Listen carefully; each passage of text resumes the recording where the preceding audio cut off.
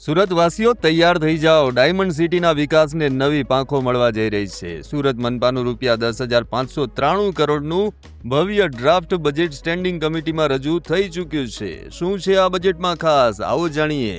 ટ્રાફિકની સમસ્યામાંથી મુક્તિ અપાવવા સુરત મહાનગરપાલિકાએ કમર કસી છે અને આ બજેટમાં 540 કરોડના ખર્ચે 8 નવા ફ્લાયઓવર બનાવવાનું ધમાકેદાર આયોજન છે। એટલું જ નહીં, શહેરના રસ્તાઓને અત્યાધુનિક અને સુવિધાજનક બનાવવા માટે 332 કરોડ રૂપિયાની માતબર જોગવાઈ કરવામાં આવી છે। કુલ 10,593 કરોડના બજેટમાંથી 5,073 કરોડ રૂપિયા સીધા વિકાસ કાર્યો એટલે કે કેપિટલ બજેટ માટે ફાળવાયા છે। હવે આવકની વાત કરીએ તો નોન ટેક્સ રેવન્યુનો હિસ્સો 29%, યુઝર ચાર્જ 23%, જોકે આ ખર્ચનો સૌથી મોટો હિસ્સો એટલે કે 48% એસ્ટાબ્લિશમેન્ટ પાછળ ખર્ચાશે, જ્યારે શહેરની જાળવણી અને વીજળી પાછળ 19% રકમ વપરાવાની છે। સુરત મહાનગરપાલિકાના આ વર્ષનું બજેટ આજે રજૂ કરવામાં આવેલ છે। એમાં 10,593 કરોડનું આ જોગવાઈ છે। આવા મોટી એક રકમના બજેટ એસએમસી તરફથી રજૂ કરવામાં આવી રહેલ છે।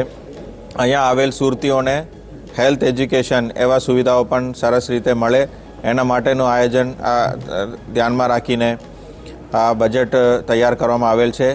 એની અંદર સ્લમ ફ્રી સિટી છે, ડર્ટ ફ્રી સિટી છે અને અફોર્ડેબલ હાઉસિંગ, દરેકને ઘરમાં લઈ રહેવાનું સુવિધા મળે એના માટેનું પણ ખાસ ધ્યાન રાખવામાં આવેલ છે।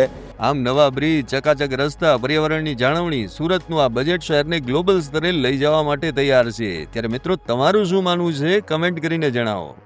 આવા જ અવનવા વિડીયો જોવા માટે ફોલો કરો ઇન સેકન્ડ્સ।